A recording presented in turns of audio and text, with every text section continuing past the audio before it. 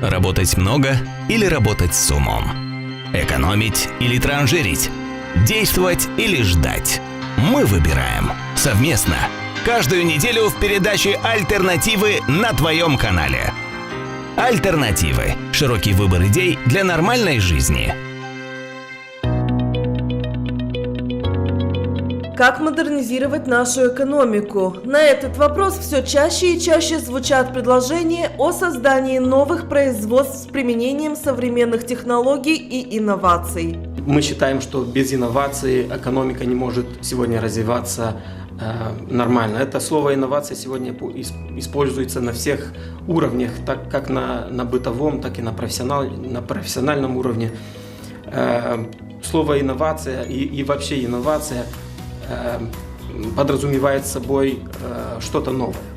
Это означает разрушение стереотипов, это означает разрушение всего старого и внедрение новой технологии, новых стандартов и так далее и тому подобное. Поэтому связь между развитием экономики и инновацией – это прямая связь. В Молдове был принят даже закон об инновациях. В целом, если говорить про экономику Республики Молдова, да и малые и средние предприятия, конечно же, один из важнейших элементов для конкурентоспособности, для повышения конкурентоспособности являются инновации. В этой связи можно ответить и утверждением парламентом Республики Молдова Кодекса о науке и инновациях, в том числе и говорим о инновационной стратегии по развитию на период 13-20 года. И акцент на инновации ставит и стратегия развития малых и средних предприятий. Тоже один из приоритетов в данной стратегии является поддержка инновационных отраслей предпринимательства. Приднестровье, как и Молдова, не может обойтись без современных подходов. Они важны для любой экономики, для экономики любой страны, но для нашей они, наверное, особенно важны, потому что экономика у нас, в общем-то, не сырьевая. Мы можем рассчитывать в основном только на наши какие-то интеллектуальные, трудовые ресурсы, какие-то технологии, развитие каких-то технологий, поэтому инновации для нас, безусловно, важны.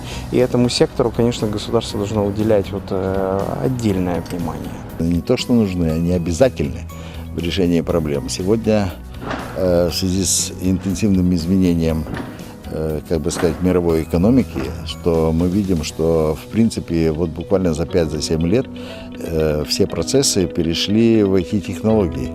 Отсюда начинается все остальное. Оцифровывание чертежей, оцифровка идет, технологии передачи информации и так далее. То есть в данной ситуации сегодня нужно идти очень быстро в ногу с тем процессом, который сегодня проистекает во всем мире, и мы, естественно, должны быть с ним. Даже желательно было бы опережать.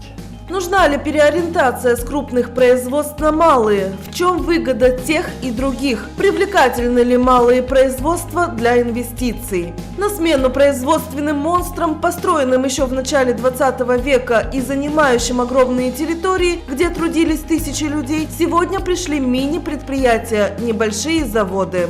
Если говорить о малых предприятиях в целом, то действительно такого рода предприятия являются привлекательными для тех инвесторов, которым нужна мобильность, да, потому что малые предприятия – это как раз те предприятия, которые имеют максимальную мобильность в ориентации на рынке, на, скажем так, скачков рынка, да, то есть если говорить про гибкость, то малые фирмы могут быстрее адаптироваться к изменениям на рынке. Если говорить, опять же, про плюсы данных компаний, то данные компании могут быстрее ориентироваться не только на изменение рынка, но и на конкурентоспособность, связанную с требованием рынка, потому что большие компании более бюрократичны, большие компании, хозяева, наверное, больших компаний тяжелее держат контроль над операционными процессами компаний. А вот если говорить про малые предприятия, то учредители данных компаний находятся ближе к потребителю, да, то есть они более близко знают про то, что требует сам потребитель, и в этой связи может быстрее адаптировать свои операционные процессы для того, чтобы предоставлять именно те продукты, которые требует сам рынок. Насколько малые предприятия конкурентоспособны с более крупными? Директор организации по развитию малых и средних предприятий в Молдове Петр Гургуров считает, во многом они имеют большой потенциал и перспективы. Конкурентоспособность – это две категории разных предприятий, мы считаем, потому что все-таки малые предприятия – это предприятия, как я уже говорил, которые очень быстро ориентируются на рынок. В моментах кризиса рынка, в момент кризиса в экономике в целом, то именно вот малые и средние предприятия имеют более большой потенциал и большой шанс на выживание, потому что, исходя из изменения рынка, намного быстрее можно переориентироваться и адаптировать свой продукт для того, чтобы предоставить именно тот продукт, который требует рынок. Вот в этой связи можно привести пример. К примеру, если задать задачу, скажем так, малой компании, скажем так, которая там торты испекают, да, то до конца дня они могут сделать именно ту задачу, которую вы затребуете. Большая компания настолько быстро не может изменить свои операционные процессы, потому что там много этапов согласования, проверка качества и так далее, и так далее. Вот в малых компаниях зачастую учредители компаний являются и операционными менеджерами данных компаний, поэтому они намного быстрее принять те или иные решения. Да? То есть зачастую сам учредитель является человеком, который может принять решение об изменении, скажем так, в операционных процессах. Ну, малые фирмы могут быть и удивительно инновационными к конкурентному давлению, потому что именно при конкурентности на рынке, да, вот при таком давлении, то малые компании намного быстрее меняют свое поведение на рынке. В этой связи можно привести и примеры именно такого рода поведения, потому что большие компании должны собрать и учредителей для того, чтобы изменить какие-то операционные процессы. А вот в малых компаниях немножко по-другому. Поэтому мы считаем, что они достаточно конкурентоспособны. Если ссылаться на статистику, то именно малые компании обеспечивают основную занятость населения более 60%. И в целом, если говорить про номер компаний или там, число компаний, это более 98%. В Приднестровье, как можно понять, делают ставку на промышленных гигантов. У нас со времен Советского Союза есть крупный здесь промышленный кластер Приднестровья. Его надо дальше развивать, в том числе и с дополнением инновационных каких-то проектов. Вот. Но они есть. Вот, там на Кератексе, вы помните, был инновационный проект. И, то есть это есть. Вот. То есть инновационное развитие промышленности крупных предприятий должно быть. Вот. И я думаю, что в ближайшие годы, а может быть и десятилетия, Приднестровье по-прежнему будет делать ставку именно на развитие крупных предприятий-экспортеров. Вот. Поэтому вопрос переориентации, наверное, наверное, он стоять не должен. Да? Вот. Нужно параллельное развитие промышленного сектора, так сказать, его техническое перевооружение, вот, и модернизация, и параллельное развитие инновационных предприятий, малых и средних. Одним из наглядных примеров выживания на рынке является мини-завод, который создала бендерская компания ООО «Век».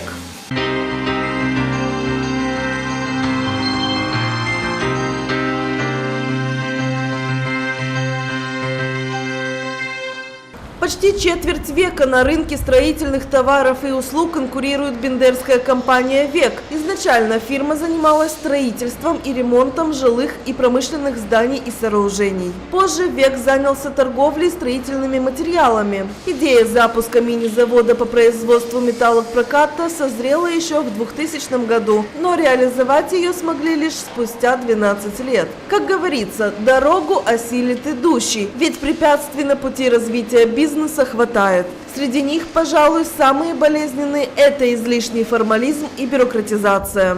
Небольшой трубный завод оснастили оборудованием, аналогов которому нет во всем регионе. Несмотря на трудности, с которыми сталкивается сегодня государство, а значит и предприниматели, предприятие работает, а внедрение инноваций способствовало улучшению производственного процесса с технической и экономической стороны. Соединение инноваций с производством металлоконструкций происходит на всех стадиях их изготовления. Все начиналось с поиска производственных помещений, рассказывает руководитель предприятия Виталий Зиновенко. С просьбой оказать содействие в покупке необходимых площадей по приемлемым рыночным ценам тогда обратились в правительство. Там обещали помочь, но по факту поддержки так и не получили, что значительно осложнило реализацию инновационного проекта. Корпуса некогда обанкротившегося Бендерского опытно-ремонтного завода компания приобрела за счет собственных оборотных средств. Пустующие полуразрушенные корпуса с протекающей кровлей отремонтировали. Появились удобные бытовые помещения.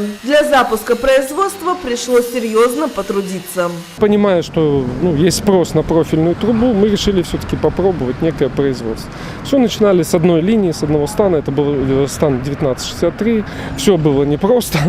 К сожалению, заходили на этот завод все в разрушенном состоянии. Электроэнергии нам не хватало.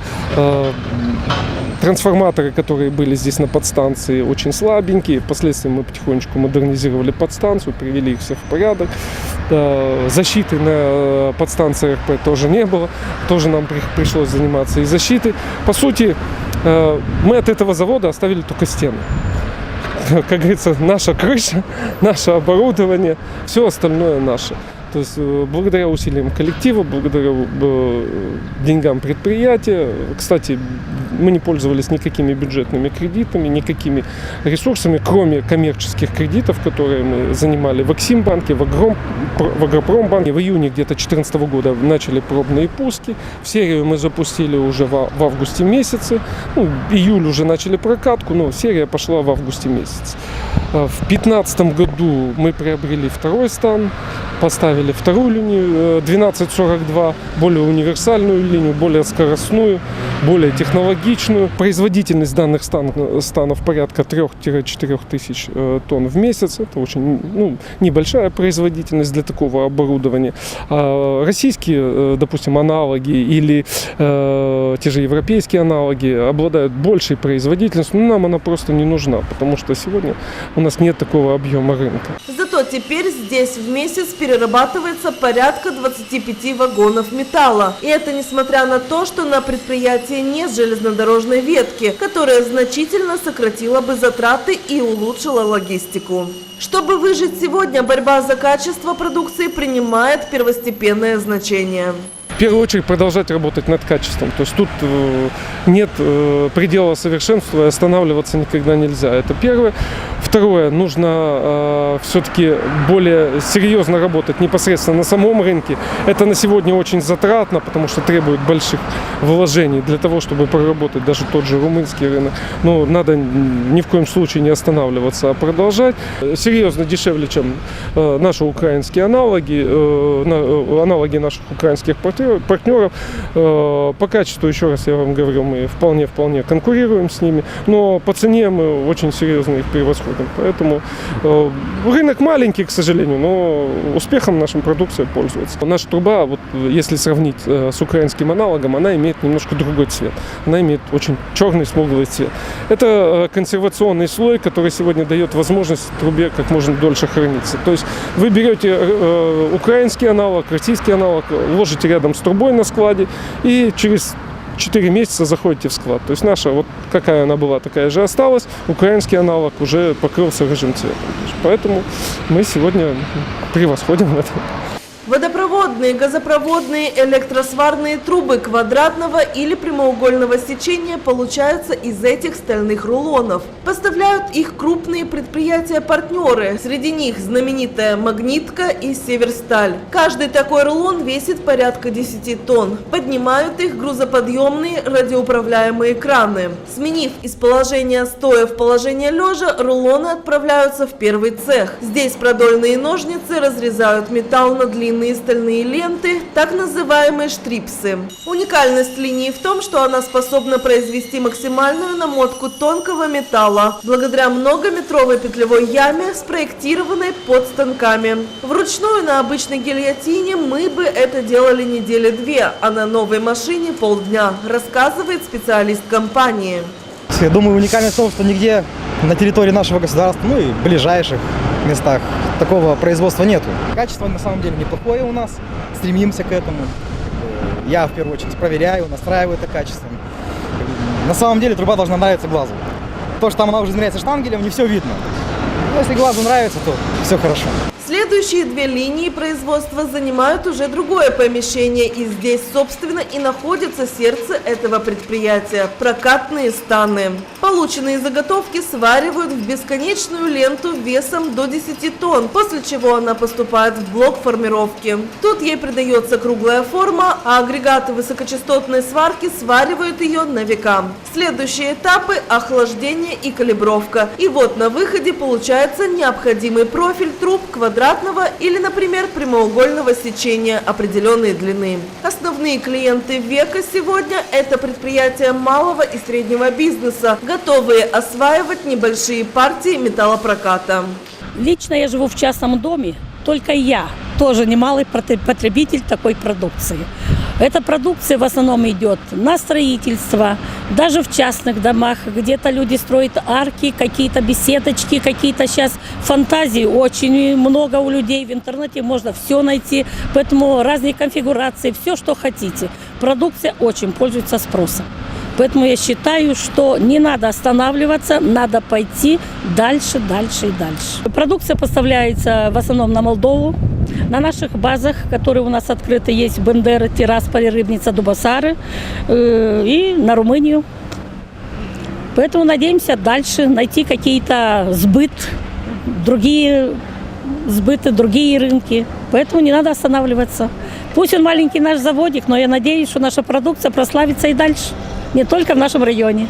Основная часть экспорта сегодня отправляется в Молдову. Долгий поиск партнеров недавно увенчался успехом. Удалось заключить контракт с румынской фирмой. Чтобы сотрудничество стало взаимовыгодным, предприятие прошло процесс стандартизации и получило европейский сертификат качества. У нас на заводе работает неплохая система контроля качества. На обоих линиях стоят дефектоскопы. Это непрерывный цикл контроля. Мы сертифицированы по стандарту европейскому ЕН. Приезжали сотрудники этой организации, они нас полностью систему контроля качества промониторили. Мы получили сегодня сертификат. На Румынию у нас поставки идут с этим сертификатом. На Молдову мы поставляем с сертификатом нашим местным для стран СНГ. При этом, еще раз повторяю, мы спокойно конкурируем с такой же продукцией украинской. Еще раз говорю, по тонким стенкам мы выходим даже намного лучше, чем они. Сегодня мы производим водогазопроводную трубу. У нас есть стенд для испытаний гидравлических. Труба проходит полную сертификацию, полный цикл контроля качества. Нам, чтобы замкнуть эту историю по контролю качества, нам нужна только разрывная машина. Сегодня у нас немножко не хватает средств, но мы обязательно ее приобретем. К нам приедут представители ТЮВа, это ТЮВ Тюрингии, они нас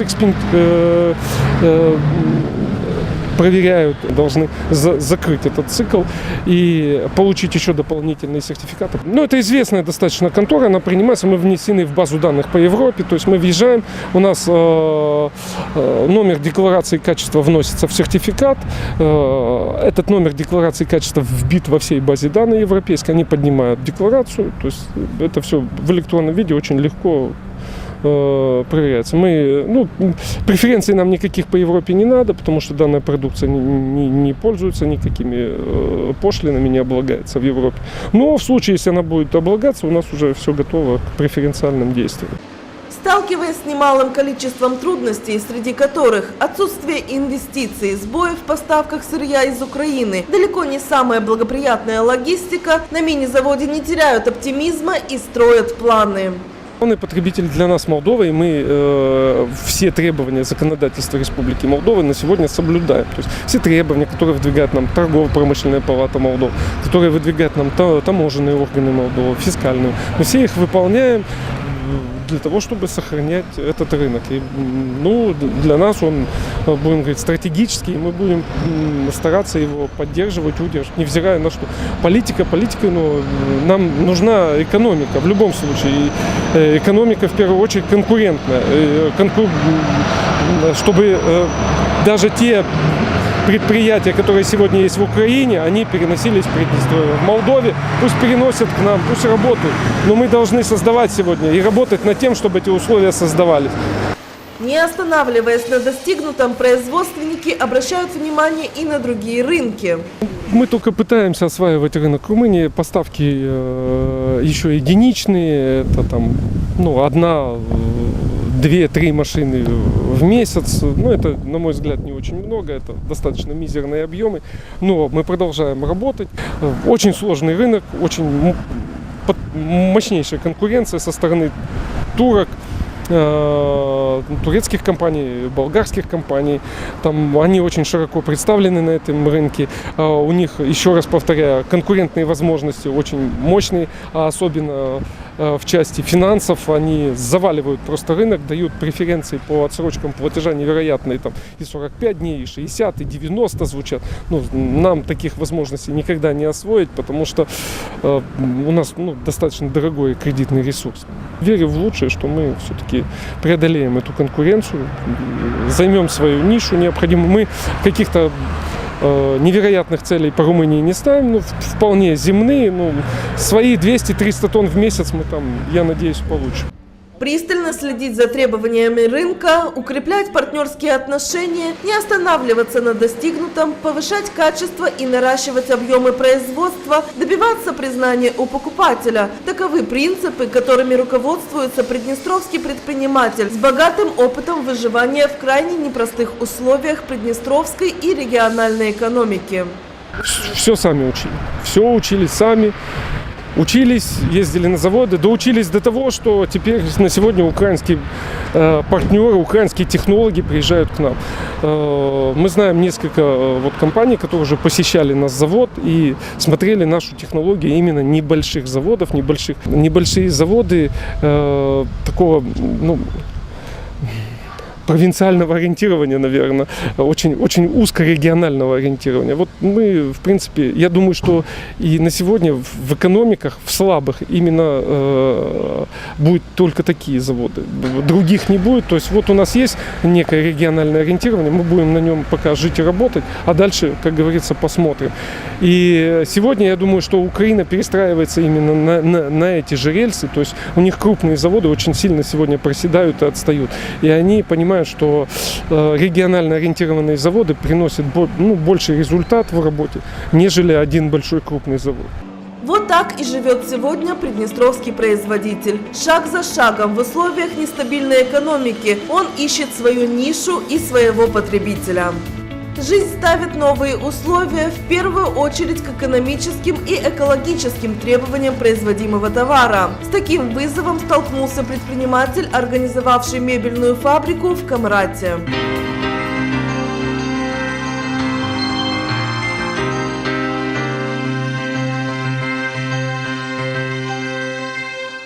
Идея изобретения котла на твердом топливе пришла камрадскому предпринимателю мебельной фабрики не случайно. В то время, когда он занимался производством мебели, стала проблема обогрева производственных цехов, которые достигали более 1000 квадратных метров. Такое отопление обходилось предприятию очень дорого. Чтобы сократить расходы на обогрев зданий, руководитель нашел свое решение. Чудо-котел получился удачным и, по словам работников, работает как реактор. Это разработка нашего патрона Сергея Анастаса. Здесь бункер, здесь загрузочный бункер. Здесь загружаешь палеты, отходы и продувало. Здесь формируются газы. И вот эти газы горят. Вот сейчас эти газы горят. И вот видите, он работает как реактор. И даже от этого и дыма почти нет. Сейчас увидите. О, дыма нет. Видите? Альтернативный источник тепла, экологически чистый, без дыма, на дешевом сырье, пришелся как-никак кстати, так как во время производства мебели на фабрике оставалось много отходов, стружки из древесины, куски мебели, которые можно было эффективно использовать для обогрева зданий. Как вы знаете, любой котел, будь то газовый или какой там, процентов 30-40 улетает в трубу. Да, в данном случае у нас 90%, 99% даже можно процентов остается у нас. То есть мы потребляем это тепло. И используем недорогие энергоносители. Это стружка, отходы производства, ДСП, ДВП, те же обрезки виноградников, обрезки лесов, полей и так далее, там, кукуруза, все. То есть все, что горит, да, даже солома, все, что горит, мы можем использовать в данном котле. Сам автор данного производства рассказал нашей съемочной группе, чем изобретенный им агрегат отличался от других котлов и насколько он эффективен. Какие плюсы данного агрегата? Во-первых, мощность у нее от 150 до 200 киловатт. Потребляемое топливо, которое она используется, это любое. Самое главное, чтобы влажность была не больше 40-50%. В камере первой та влажность, которая выделяется из древесины, если мы говорим от 20 до 50%, значит мы говорим, что 20% воды находится в древесине или в чем-то другом. Выражено тем, что пока влажность от древесины переходит в саму горелку, где температура больше 1300 градусов, все зависит от самой древесины, она там уже превращается в два компонента. Это водород и кислород. Поэтому оно является очень экономичным. Если аналоги некоторых других котлов, которые потребляют очень много биомассы, в том числе дорогие пилеты и брикеты, то сегодня у нас нет в этом необходимости. Для нас самое хорошо это мелкая пыль, опилка именно с пилорам, который работает в леснической. Новоизобретенный котел на твердом топливе был сразу же установлен на мебельной фабрике и прошел все испытания, после чего выставлялся на различных показах в столице Молдовы и за рубежом. Был финансирован научным центром Гагаузии. Наше предприятие было отобрано как пример, как образец для финансирования. Да, мы получили финансирование на производство данного котла. Котел был изобретен, использован, испытан, к чему является вот этот вот патент, который у нас есть на сегодняшний день, запатентирован.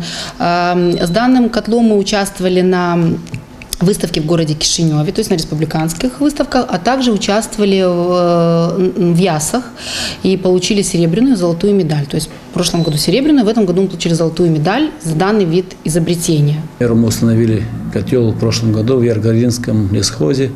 Там есть у них рубка акации, переработка древесины. Именно опилка, которая выходит из твердых пород древесины. Это идеальное топливо, которое можно еще и то, что вы видели на предприятии, еще и можно автоматизировать с автоматической подачей, где можно целый месяц к котлу не подходить. Преимущество нового котла с применением различного дешевого сырья, по словам автора, видна даже неопытному в этом деле человеку, поскольку экономия бюджета при использовании заметна с первого месяца. Такие котлы гораздо реже нуждаются в чистке, так как в процессе работы образуют минимум сажи и золы. Дымовые газы практически не загрязняют атмосферу. На сегодняшний день данный котел пользуется спросом у местных потребителей. Несколько котлов было реализовано в соседние районы Гагаузии. Если камрадское предприятие только пробует себя на рынке, то бендерское ООО «Апельсин» уже сделало несколько попыток в этом направлении. Оно по своим чертежам изготовило несколько таких пиролизных котлов, которые и сегодня успешно работают. По ряду причин развитие этого производства для предприятия не стало основным. Ну а то и малое предприятие, чтобы быстро сориентироваться на рынке. Изучив возможности и предложения, они начали выпускать по собственной технологии строительные материалы. Сделали пиролизный котел, получилось отлично, это было 7 лет назад. 7 лет назад первые испытания котлов показали себя вообще просто превосходно. Вы сняли тогда ролик, было огромное количество просмотров, было огромное количество обращений. Нам пришлось и хотелось развивать это направление. Мы делали котлы для Приднестровья, делали котлы для Молдовы. Последнее время производство котлов мы сократили, но больше, наверное, из-за того, что выбрали вектор все-таки красок. Наше знакомство с молодым предпринимателем Сергеем Деламанжи началось 6 лет назад. Тогда он поделился успешным опытом изготовления собственного пиролизного котла, который позволяет и сейчас значительно экономить на отоплении производственных помещений небольшого предприятия.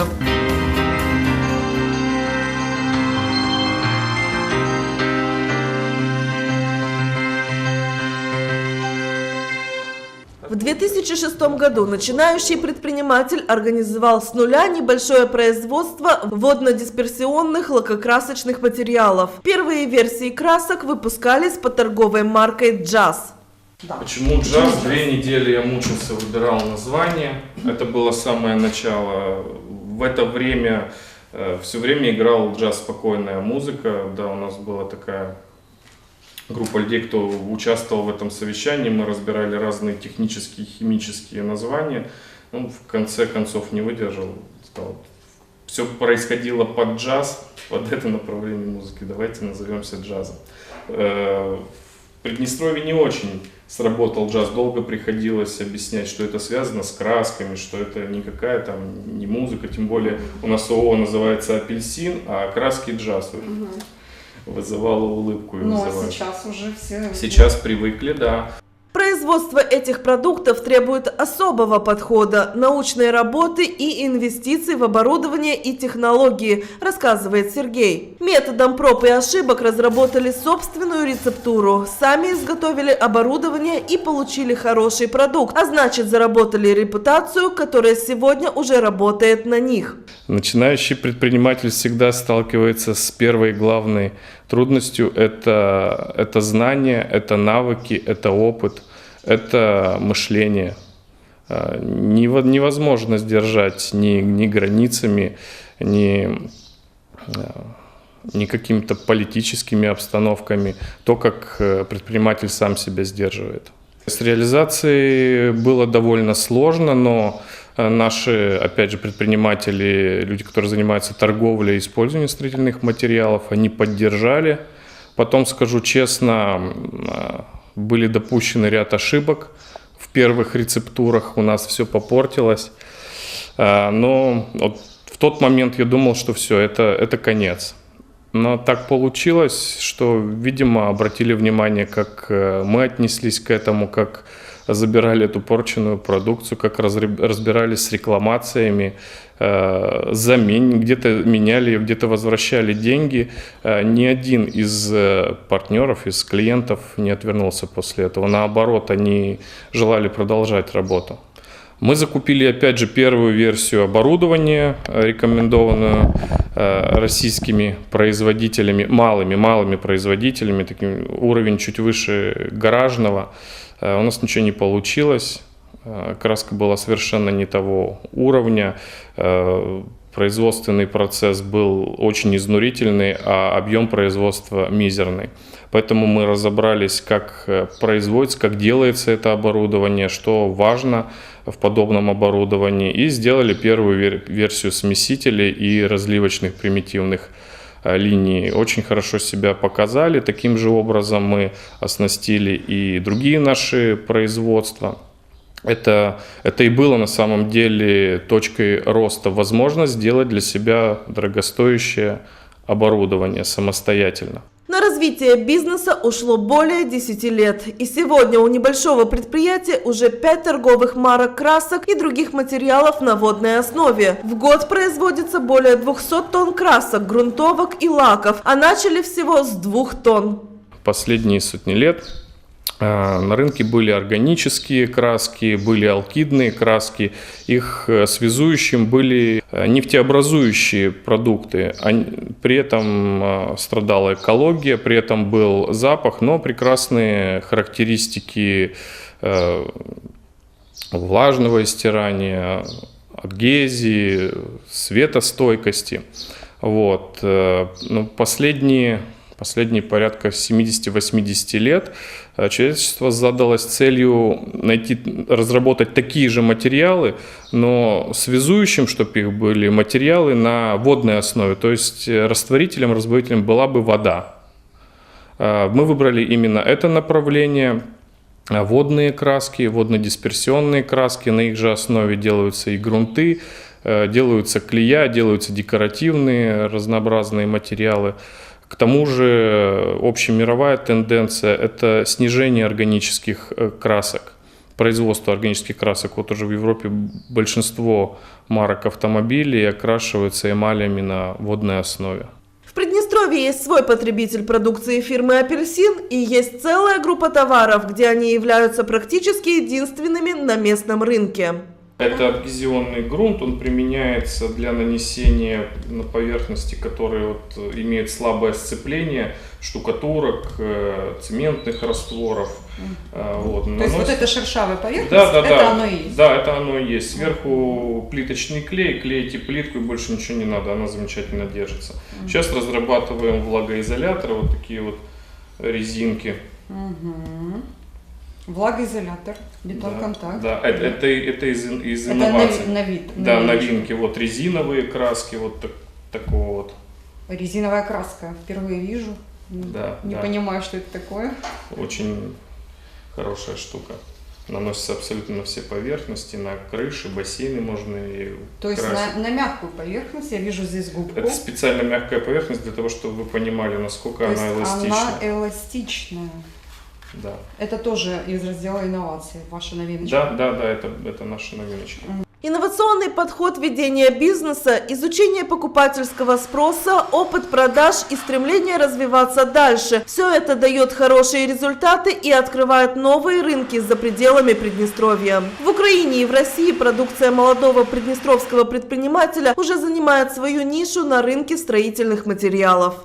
Производить оборудование мы могли, поэтому масштабироваться мы тоже могли безболезненно. Создали практически копии подобного предприятия. На сегодняшний день мощности Украины, наверное, уже порядка 3 раз увеличены. Продажи ведутся и в Киевской области, само собой в Одесской области, Одессе, на Западной Украине, Николаевская область. Украина здорово поддержала проект, краски нашли свое развитие. Вот сейчас проходит очередной ребрендинг, меняем этикетку, потихоньку подключаем интернет-продажи. В Петербурге примерно та же история, там чуть другой рынок, там пришлось очень много времени потратить на согласование с властями. Все-таки Петербург – это очень культурный такой город, где архитектура является визитной карточкой, и абы кого туда не пускают. Сергей поделился, что задумывается о выходе на европейский рынок. Уже есть потенциальные партнеры, ведутся переговоры и работа над сертификацией продукции. Приднестровье очень маленькая страна, очень быстро и легко упереться в потолок. А так как все-таки само производство связано с тем, что сырье нужно где-то приобрести, его нужно завести сюда, произвести, реализовать и опять же вывозить на те же рынки, где было приобретено, либо разрабатывается, производится это сырье.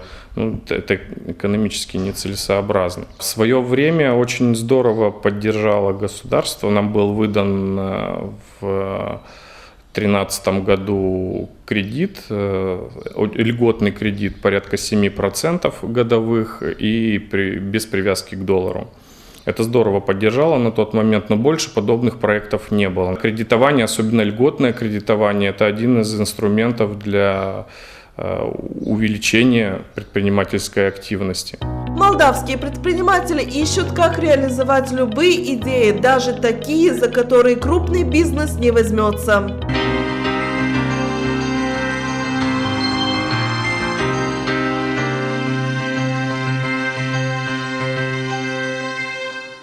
В мире все чаще и острее возникает вопрос нехватки энергоресурсов. В последнее время особенно очевидно, как именно он становится одним из определяющих факторов, влияющих на направление развития мировых политик. В данном контексте способы использования альтернативных видов энергии становятся все более востребованными и диктуют современные тенденции на энергетическом и экономическом рынках. Веяние времени отлично улавливают и в селах Молдовы. Михаил Брага из Хурешц, района Яловень, уже 5 лет производит твердое биотопливо. В основном в качестве сырья он использует древесину, а также отходы подсолнуха, лузгу.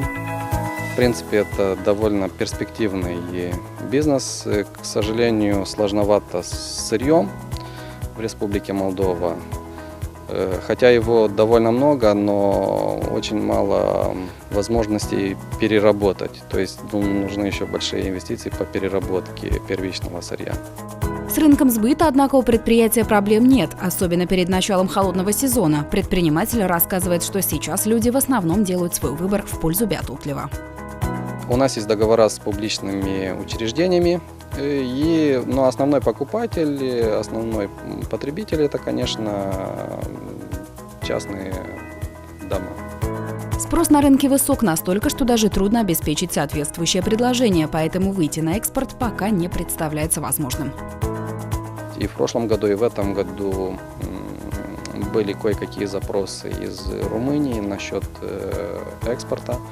Но, к сожалению, на данный момент мы еще не готовы для таких отношений. Пока у нас не будет стопроцентных гарантий того, что мы сможем обеспечить и объем, и качество для экспорта, естественно, мы пока такой шаг не будем делать. Производство твердого биотоплива – одно из самых затратных предприятий, требующее колоссальных вложений. Михаилу Брага повезло, так как на начальном этапе своего дела он смог заполучить финансовую поддержку в рамках одного крупного проекта. Благодаря проекту Energy Биомассы мы смогли купить оборудование для производства брикет в лизинг на 3 года, потому что таких вложений, то есть первоначальных вложений, чтобы купить оборудование собственными средствами, у нас не было. И потихоньку, то есть в течение 3 лет, пока мы изучали все на ходу изучали, пока немножко переделали оборудование, то есть уже немножко встали на ноги. Свое дело Михаил Брага любит, а главное, хорошо знает. Ему даже удалось разработать и внедрить ряд небольших ноу-хау для облегчения процесса производства. Однако делиться ими предприниматель не стал, так как конкуренция в этом деле ощущается хорошо, рассказывает Михаил. Все же нам удалось выяснить, через какие этапы проходит сырье для достижения им формы твердого биотоплива брикеты. После того, как щепа разгружается, сырье попадает в первый агрегат, мы ее просеиваем для того, чтобы отделить мелкие частицы. И если попадаются металлические детали, тоже мы их ловим магнитами. После этого сырье попадает в дробилку. Дробление происходит в 2 этапа. Дробим 2 дробилками, то есть измельчаем до фракции 3-5 мм сырье. После дробления через трубопровод сырье попадает в бункер-дозатор и дальше в сушильный циклон. И опять дальше по трубопроводу он попадает в пресс для брикетирования. И из пресса мы уже получаем готовый продукт, брикет. Дальше продукция расфасовывается в мешки и уже готова для отгрузки к покупателю. Биотопливо лучше обычного, во-первых, из-за того, что теплота сгорения или энергия, которая выделяется при сгорании, намного выше, чем у дров, где-то в 1,5 раза. Это минимум в 1,5 раза. Потом дрова надо высушивать не меньше 1 года. Кроме этого, естественно, употребляя брикеты, мы сохраняем окружающую среду, потому что для дров мы вынуждены рубить леса, площадь которых из года в год уменьшается, и, естественно, для будущих поколений это, наверное, не так уж и хорошо. Зимой, когда источник тепла в доме работает без перерыва, показатель экологичности топлива очень важен, ведь он напрямую влияет на здоровье и самочувствие людей, проживающих в доме. А брикеты – это именно тот альтернативный источник энергии, который не только безвреден для вашего здоровья, но и, используя его, вы не участвуете в разрушении окружающей среды.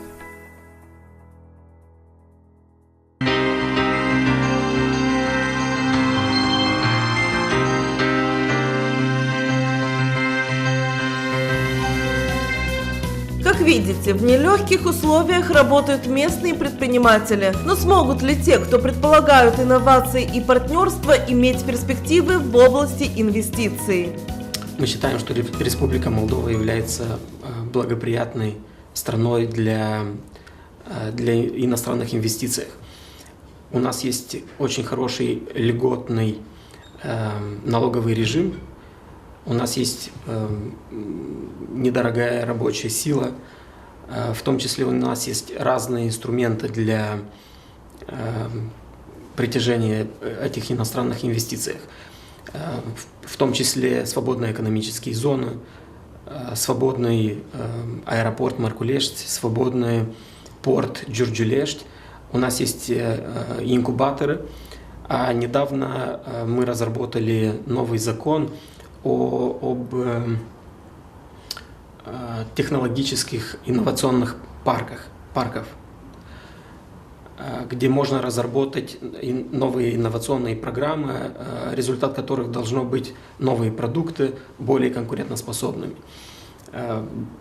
Могу дать пример, что вот в течение с 2014 по 2018 году только в экономических зонах, свободных экономических зонах уровень иностранных инвестиций достигла $350 миллионов.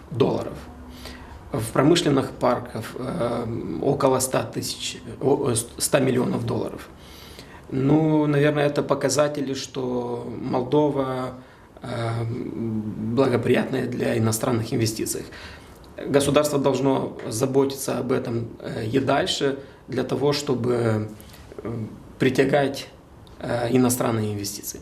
Но это, наверное, естественно, потому что если взять, допустим, когда мы первый банк сделали по системам безопасности, наш банк ПРБ, это был, если не изменяет память, где-то 8 год, то приезжали, значит, партнеры банка приезжали из Москвы и говорили, что у нас не худшим образом выполнены эти работы. То есть в данной ситуации у нас в связи с тем, что мы как бы более гибкие в своем мышлении, вот, а это нас жизнь заставляет быть именно более изворотливыми, то интерес нам, конечно, привлекается. Да, мы считаем, что будут расти инвестиции, в том числе со стороны самих учредителей, потому что малая компания в этой связи это начинающие компании или там средние компании, которые развиваются и в этой связи имеют потребность в дополнительном финансировании, да, для того, чтобы развивать свои операционные процессы. Вот мы можем привести, к примеру, все программы по поддержке малых и средних предприятий, которые администрируют и организация ОДИМ, и в целом политика государства в этом направлении, то именно в малые и средние предприятия, которые имеют потенциал роста, инвестируют больше всего сами, скажем так, учредители, ну и в том числе и партнеры по развитию, да, то есть инвесторы, которые ориентируются.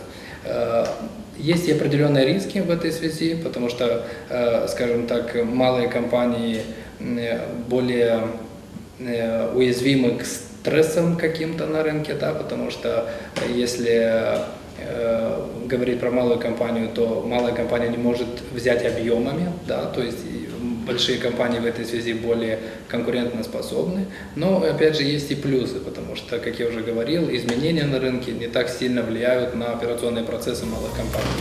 Из общения с многими предпринимателями становится ясно, что энтузиазма и хорошего бизнес-плана мало для выживания в бурном море рынка. В чем может заключаться поддержка государства для таких предприятий? Ну, в принципе, для всех предприятий важно, чтобы суметь продать свой товар и иметь где его продать. Всем известно, что Молдова маленькая страна и рынок маленький, И поэтому все ищут способы, как выйти на международном рынке. В этой связи государство Республики Молдова разрабатывает разные программы для поддержки малого и среднего бизнеса. Министерство экономики с помощью Организации развития малых и средних предприятий ОДИМ разработала несколько программ для поддержки малого бизнеса. Одной из большой проблемой малого бизнеса является доступ к финансам. Поэтому у нас есть программа гарантирования кредитов, получения кредитов. То есть, если малое предприятие хочет выйти на внешнем рынке и недостаточно денег для этого, и хочет взять взайм у банка, одолжить деньги у банка, государство может прийти как гарант и гарантировать 50% от этой стоимости. Это очень важно. Конечно, есть и разные другие программы, в том числе обучение, как можно сделать маркетинг, бизнес-план, обучить, как стартовать, в принципе, как начать бизнес и так далее.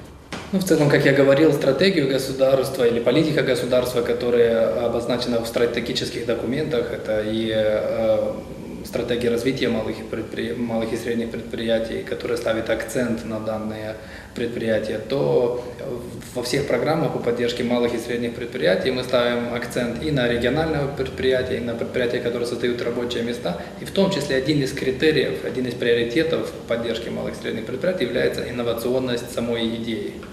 Во-первых, это должны быть определенные налоговые льготы. Вот как помните, если вы помните, в 2016 году, по-моему, если мне не изменяет память, Верховный Совет дал льготы колл-центрам.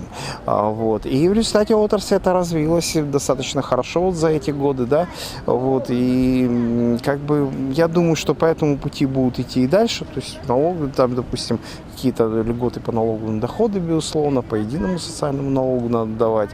Вот. Кроме того, я думаю, что вот малые инновационные предприятия можно было поддержать все-таки созданием каких-то бизнес-инкубаторов, то есть создание бизнес-инфраструктуры для того, чтобы они могли легче стартовать, скажем так, да, более легкий старт для них обеспечить.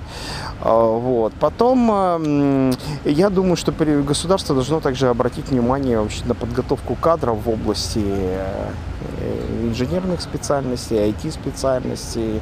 Вот, я помню, когда в 2016 году у нас, тоже мне не изменяет память, у нас здесь работали эксперты Российской академии, ну вот РАНХИКС, да, это у нас что, Российская академия народного хозяйства и государственного управления, по-моему, да, вот, и работали вот российские эксперты у нас серьезные, и они, в частности, одна из их рекомендаций была в том, чтобы развивать именно инженерное и финансовое образование. Вот, то есть я думаю, что вот эти вот три момента основных, вот, на которые государство могло бы обратить внимание. Государство должно анализировать, смотреть. Особенно это касается государственных администраций городов и районов. Государственные администрации должны понимать, чем занимается вообще бизнес, что у него, чем он занимается, каким образом он это производит. И не наказывать, особенно у нас одна из проблем, которая сегодня существует на предприятиях, это слабая подготовка руководителей предприятий для ведения бизнеса вообще. То есть они энтузиазм имеют, они идею имеют, а результат, какого результата у них не хватает, они правильно вести бизнес не могут. Им все время нужно подсказывать. Это должна подсказывать и налоговая инспекция, не штрафовать, вот как раз это к анекдоту о Рабиновиче, что они должны помогать вести правильно бизнес. Во-вторых, они должны видеть какие-то места, ну, будем говорить, тонкие, в которых нужно оказать помощь. Вот сейчас вот хорошую модель, значит, была задумана, когда мы можем с Украиной, допустим, работать без заключения внешнеэкономических контрактов. То есть получать в банке деньги, решать проблемы, завозить совершенно официально. Таким образом, умерли нахлебники на хребтах у многих предприятий. Это те предприятия, которые помогали решать эту проблему, то есть выступали транзитной моделью какой-то. Наш рынок представляет собой сложную конфигурацию. В Молдове и в Приднестровье он только приобретает цивилизованные черты, впитывая в себя наилучший опыт западных бизнесменов. Проходит его становление путем проб и ошибок. Но уже сегодня всем ясно, без инноваций, инвестиций и поддержки со стороны государства работы малых предприятий обеспечить динамическое движение к реальной, развивающейся экономике будет сложно. В добрый путь Молдова и Приднестровье. Работать много или работать с умом? Экономить или транжирить? Действовать или ждать? Мы выбираем совместно. Каждую неделю в передаче «Альтернативы» на твоем канале. «Альтернативы» – широкий выбор идей для нормальной жизни.